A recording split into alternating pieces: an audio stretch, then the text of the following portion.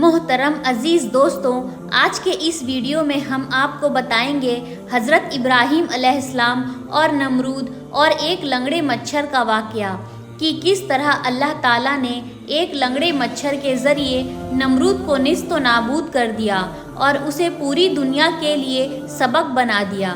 دوستوں، آپ کو بتا دیں کہ نمرود حضرت ابراہیم علیہ السلام کا دشمن تھا اور وہ خود کو خدا ہونے کا دعویٰ کرتا تھا، اور اللہ تعالیٰ نے اس کا کیا انجام کیا۔ تو اگر آپ نے میرے چینل کو سبسکرائب نہیں کیا تو سبسکرائب کر دیجئے اور ویڈیو اچھی لگے تو لائک کر دیجئے۔ تو چلیے جانتے ہیں کہ اللہ تعالیٰ نے نمرود کے ساتھ کیا کیا۔ اس زمین پر ہزاروں سال پہلے مشرق اور مغرب پر حکومت کرنے والا ایک بدترین بادشاہ ہوا کرتا تھا جو اپنے آپ کو خدا کہتا تھا۔ اس کا نام نمرود بن کنان بن شام بن نوح تھا، جس نے سب سے پہلے تاج اپنے سر پر رکھا تاکہ لوگوں کو معلوم ہو کہ ان کا خدا نمرود ہے۔ ایک رات نمرود نے ایک خواب دیکھا کہ ایک تارا آسمان میں چمک رہا ہے اور اس کے سامنے سورج اور چاند کی روشنی بھی پھیکی پڑ گئی ہے۔ جیسے ہی نمرود نیند سے اٹھا تو اس نے محل کے نجومیوں سے خواب کا مطلب پوچھا، تو انہوں نے بتایا کہ تمہاری سلطنت میں ایک جوان ایسا آئے گا جو تیرا رعب اور دبدبہ ختم کر دے گا اور تیری اس حکومت کو تباہ کر دے گا۔ نمرود نجومیوں کی یہ بات سن کر ڈر گیا اور اس نے ہزاروں بچوں کو مروا دیا اور ایک فرمان جاری کیا کہ مرد عورتوں سے دور رہے۔ لیکن اللہ تعالیٰ کو کچھ اور ہی منظور تھا، اور اللہ تعالیٰ جو چاہے وہ ہو کر ہی رہتا ہے۔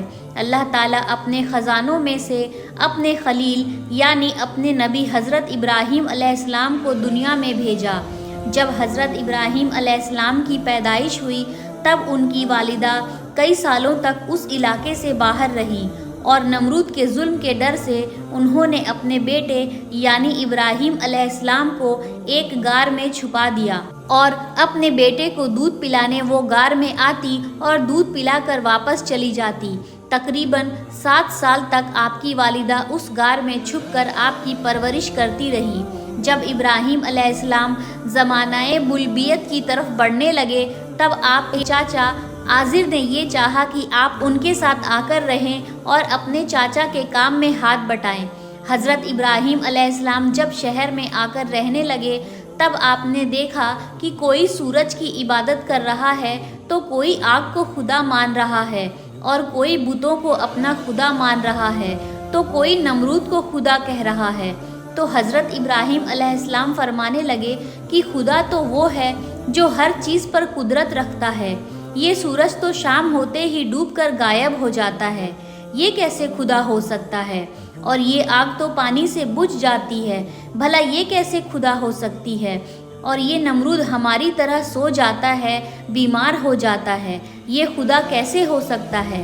یہ بت جن کو ہم نے ہی اپنے ہاتھوں سے بنایا ہے، یہ بھلا کیسے خدا ہو سکتا ہے؟ پھر ایک بار جب سب میلے میں چلے گئے تو حضرت ابراہیم علیہ السلام نے اپنی کلہاڑی سے مار کر سارے بتوں کو توڑ دیا اور کلہاڑی کو وہاں بنے سب سے بڑے بت کے کندھے پر رکھ دیا۔ لوگ جب میلے سے واپس آئے تو انہوں نے دیکھا کہ سارے بت ٹوٹے ہوئے ہیں۔ سب نے یہ کہا کہ ضرور یہ کام ابراہیم علیہ السلام کا ہے۔ حضرت ابراہیم علیہ السلام نے اس پر کہا کہ شاید اس بڑے بت نے ہی ان سب کو توڑا ہوگا۔ یہ سن کر سب حیرت سے ابراہیم علیہ السلام سے کہنے لگے کہ یہ پتلا بھلا کیسے توڑ سکتا ہے؟ اس کے بعد حضرت ابراہیم علیہ السلام فرمانے لگے کہ میں بھی تو یہی کہنا چاہتا ہوں کہ جب یہ بت کسی کو توڑ نہیں سکتا تو پھر یہ ہمارا خدا کیسے ہو سکتا ہے؟ جب یہ بات نمرود کو پتہ چلی تو وہ آگ ببولا ہو گیا اور اس نے یہ حکم دے دیا کہ ایک بڑی آگ جلائی جائے اور ابراہیم کو اس طرح سے اس آگ میں جلایا جائے کہ لوگ اس سے ایک سبق حاصل کر سکے۔ اور پھر 2 سال تک لکڑیوں کو جمع کیا گیا اور ایک بہت بڑی آگ جلائی گئی۔ تو فرشتوں نے اللہ تعالیٰ کی بارگاہ میں ایک فریاد کی، اے اللہ، ہمیں حکم دے کہ ہم تیرے خلیل کو بچا سکیں۔ تو اللہ تعالیٰ نے فرشتوں سے کہا، جاؤ دیکھو، اگر ابراہیم تم سے مدد چاہے تو ضرور اس کی مدد کرنا۔ ایک فرشتہ حضرت ابراہیم علیہ السلام کے پاس آ کر کہنے لگا کہ اے اللہ کے نبی ابراہیم، آپ حکم کریں کہ ہم آپ کی مدد کریں۔ تو حضرت ابراہیم علیہ السلام نے فرشتوں سے کہا کہ اللہ خود میری حفاظت کرے گا۔ اور جیسے ہی حضرت ابراہیم علیہ السلام کو آگ کے اندر ڈالا گیا اور آپ آگ کے اندر پہنچنے ہی والے تھے کہ اللہ تعالیٰ نے آگ کو حکم دیا کہ اے آگ میرے ابراہیم پر ٹھنڈی ہو جا۔ تو وہ آگ حضرت ابراہیم علیہ السلام کے لیے گلزار بن گئی اور حضرت ابراہیم علیہ السلام مطمئن ہو کر اس آگ کے اندر اللہ کا شکر ادا کرنے لگے۔ یہ سب دیکھ کر نمرود کی فوج حیران اور پریشان ہو گئی اور نمرود سے کہنے لگی کہ اے نمرود، ہمارے خداؤں سے زیادہ طاقتور تو ابراہیم کا خدا ہے، آگ تو اس کا کچھ بھی نہیں کر پائی۔ اس پر نمرود نے کہا اچھا ایسا ہے۔ اس کے بعد حضرت ابراہیم علیہ السلام کو بلا کر نمرود ان سے کہنے لگا کہ جاؤ اپنے خدا کو کہہ دو کہ کل وہ اپنی فوج تیار کرے اور میں بھی اپنی فوج تیار کرتا ہوں، کل مقابلہ روبرو ہوگا۔ نمرود جو پوری دنیا پر حکومت کرتا تھا، اس وقت وہ زمین کا سب سے بڑا بادشاہ تھا۔ اس نے اپنی فوج کو تیار کیا اور ایک اونچی عمارت پر نمرود کھڑے ہو کر کہنے لگا کہ کوئی ہے مجھ سے طاقتور تو میرے سامنے آئے اور میرا مقابلہ کرے۔ اس کے بعد اللہ تعالیٰ نے مچھروں کو حکم دیا کہ جاؤ اس نمرود کی فوج کو ختم کر دو، اور اچانک وہاں بڑے بڑے مچھر آ گئے اور نمرود کی فوج کے ایک ایک شخص کا خون اور گوشت کھا گئے۔ نمرود بہت حیرانی کے ساتھ اپنی فوج کا یہ حال دیکھ ہی رہا تھا کہ اچانک ایک لنگڑا مچھر نمرود کی ناک میں گھس گیا اور نمرود کو پریشان کرنے لگا۔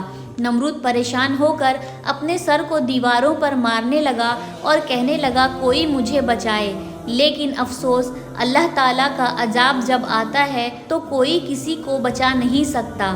اس کے بعد نمرود بھاگتا ہوا اپنے محل آیا اور بے چین ہونے لگا اور اپنے خادموں سے کہنے لگا کہ تم سب لوگ اپنے جوتوں کو اتار کر میرے سر پر مارو۔ اس کے بعد ان لوگوں نے اپنے جوتوں سے نمرود کے سر پر مارنا شروع کیا۔ جب نمرود کے سر پر کوئی جوتا مارتا تو اسے سکون ملتا، کیونکہ وہ مچھر نمرود کی ناک سے ہوتے ہوئے اس کے دماغ میں پہنچ گیا تھا۔ دوستوں، جو خود کو خدا کہلوا کر اللہ کے بندوں کو گمراہ کرتا تھا، اب وہ ہی بندے اپنے جوتیوں سے نمرود کا سر پیٹ رہے تھے، اور ایسے ہی تڑپ تڑپ کر نمرود مر گیا اور اس کی پوری سلطنت نیست و نابود ہو گئی۔ بے شک اللہ کے سوا کوئی عبادت کے لائق نہیں، اور وہ ہی ہے جو ہر چیز پر قدرت رکھتا ہے۔